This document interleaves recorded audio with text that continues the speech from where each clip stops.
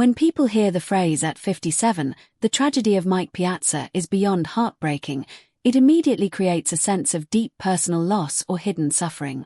Mike Piazza is widely regarded as one of the greatest offensive catchers in Major League Baseball history. Rising from an unlikely 62nd round draft pick to a Hall of Fame inductee, his career stands as one of the most inspiring underdog stories in professional sports. Best known for his time with the New York Mets and the Los Angeles Dodgers, Piazza became a symbol of perseverance, power hitting, and leadership behind the plate. So when a dramatic headline suggests tragedy at this stage of his life, it's important to carefully separate emotional storytelling from verified reality. Throughout his career, Piazza faced intense pressure and scrutiny. Being drafted so late meant he constantly had to prove himself. Critics doubted his defense, questioned his durability as a catcher, and often minimized his achievements. Yet he answered those doubts with consistent offensive production, finishing his career with over 400 home runs, an extraordinary number for a catcher. One of the most defining and emotional moments of his career came after the September 11, 2001 attacks, when he hit a powerful home run in the Mets' first home game back in New York. That moment transcended sports, symbolizing hope and resilience for a grieving city. If there is any tragedy associated with Piazza's story, it lies more in the sacrifices and physical toll required to reach and maintain greatness. Catching is one of the most physically demanding positions in baseball. The daily strain on knees, back, and hands can shorten careers and create long-term health challenges. Many retired catchers deal with chronic pain long after leaving the field.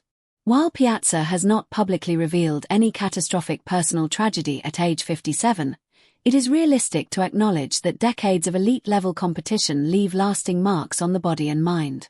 Professional athletes also experience identity shifts after retirement. For someone who spent the majority of his life defined by performance, stepping away from the spotlight can be emotionally complex.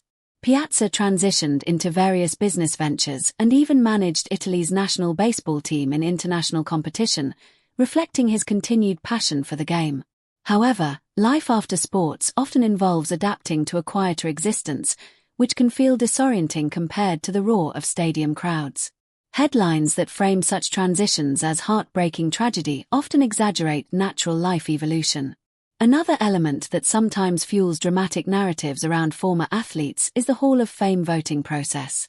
Piazza faced speculation and controversy during his eligibility years, particularly during an era when baseball grappled with performance-enhancing drug discussions. Although he was ultimately inducted into the Baseball Hall of Fame in 2016, the scrutiny surrounding that period added emotional weight to his legacy. For competitors who dedicate their lives to excellence, having achievements questioned can feel deeply personal.